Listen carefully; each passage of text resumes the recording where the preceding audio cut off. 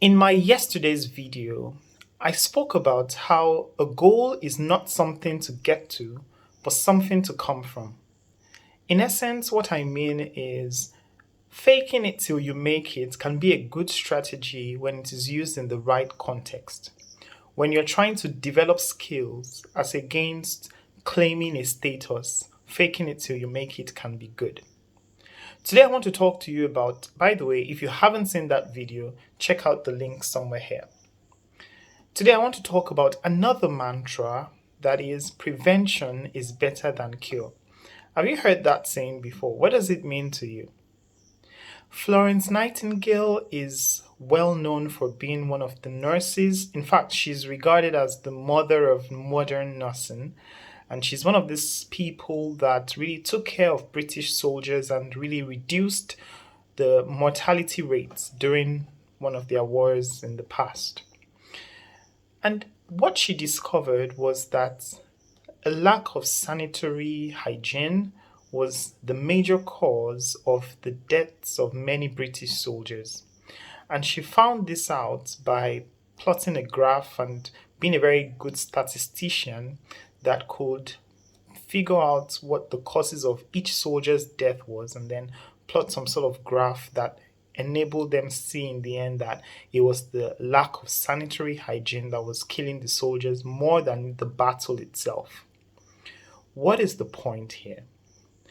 In such situations, people will rather think, okay, how can we save the soldiers' lives? Florence Nightingale, on the other hand, thought, how can we prevent these soldiers from dying? So today I want to talk to you about inversion. It's a mental model where you are able to work backwards from a solution to the problem as against working forwards from the problem to the solution. Sometimes you're trying to solve a problem and then you're just stuck. You don't know why you can't seem to get past a certain stage in this problem or this matter you're trying to resolve. Instead of beating yourself over and over again trying to solve that problem moving forward, an intelligent way to also address this is to start from the solution or from the end goal and work your way backwards. There are so many applications where this has been used and it has proven to be invaluable. In fact, I want to read a quote for you. This was by F. Scott Fitzgerald. He says, "The test of a first-rate intelligence is the ability to hold two opposing ideas in mind at the same time and still retain the ability to function." In other words, one should, for example, be able to see that things are hopeless, yet be determined to make them otherwise. Many people, famous people in fact, have used this inversion model to solving important problems. I read about a mathematician that was trying to find the square root of 2, and he kept getting to an impasse trying to divide bigger numbers by themselves, and he realized that, hey, I can't do this thing going forward. So he decided to take the opposite approach and figure out, if I moved backwards, how could I find a number that will multiply itself to give 2. And that was the discovery of irrational numbers. Okay, maybe that example is not the best one to use. Let me give you another one. So let's take trading, for example.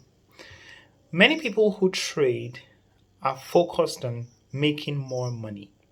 They are trying to figure out ways to beat the market and accumulate gains. What they fail to realize is that beating the market could be very difficult. Everybody's trying to beat the market. And so it's very easy and very frequent for many people to make silly mistakes and take big risks they can't handle and therefore lose in the market. Inversion will tell you to do the opposite. Figure out how you can minimize your losses in the market. And so while other people are trying to accumulate gains, you are trying to minimize losses. So whatever you're doing, your priority is to make sure, hey, I do not lose money in this trade I'm going into. Such a perspective will usually record greater wins or a higher percentage of wins compared to the person who is just looking for the next dollar or the next buck. I read about the CEO of BlackRock. I think it's BlackRock.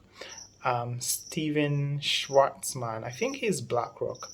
And that's one of the principles that guides his investments. He owns one of the largest portfolio investments in the world. I think they're one of the people that handle very large portfolio investments, private investments. And this is something I read in his book, that he's always very cautious to make sure that he's not losing money in any deal he's getting into. Now, this is also what index funds are about, by the way.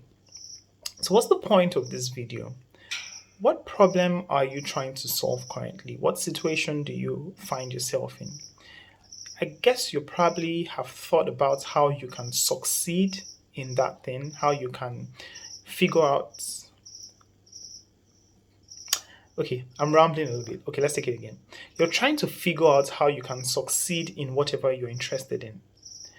I'll tell you that you can employ inversion as well to see how you can fail in that thing and then avoid failure. Does that make sense? So let's take a student, for example. A student is thinking, how can I pass my exams? He can also think, how can I fail my exams and then avoid doing those things that will make him fail his exams. In the end, he will still pass the exams. That's an intelligent way to think. And sometimes it's even less costly to think that way. So think about a warrior. Is it not better for a warrior to... Actually, like this example. Is it not better for a warrior to figure out a way to defeat his enemies without even fighting? That makes more sense than having to go into every battle. Even if he wins every battle, he will have scars from the battle. He'll probably have some cuts or he'll be stabbed somewhere and he'll eventually win. But wouldn't that have been so much better if he could figure out a way to set traps for his enemies or his opponents and just defeat them without fighting rather? So I think I also saw this in one of the quotes from Sun Tzu, the guy who wrote The Art of War. He says that it's not the person who fights in every battle and wins that has done it most excellently. I'm paraphrasing. But the person who has figured a way to win without fighting, that's the real genius. So prevention is better than cure. Instead of running headlong into every situation and then figuring out that situation, why not find a way to win the situation without getting your hands dirty, in cases where you can do that. And that's by inversion. Think two ways. Don't just think of one direction only. Don't just think of moving forward only. Think, what happens if I was moving backwards? If the thing I was trying to achieve had already been achieved, then what would life be like that? What would life be if I had achieved what I wanted to achieve? Which is very similar to what I spoke about yesterday. A goal is not somewhere to get to, it's somewhere to come from. So this is tying it into faking it till you make it. So if you had already succeeded, if you were already a CEO, how would you live your life? Would you wake up in the morning and just stay with social media and while away time? Or would you have so many responsibilities you will properly allocate your time and have your to-do lists and be focused on the task at hand? If you think backwards and you realize that, okay, that's how my life is going to be if I was who I want to be, and start living like that now, it'll be much, much easier to be who you want to be. So in essence, I actually think that I've explained my point more better towards the end of this video than I did in the beginning. I hope you stay till the end to watch it. I'll try to be more articulate next time, but thank you for watching. Today is day 2 of my brand new 100 days and day 42 of the original 100 days challenge. Thank you for watching, and I'll see you tomorrow.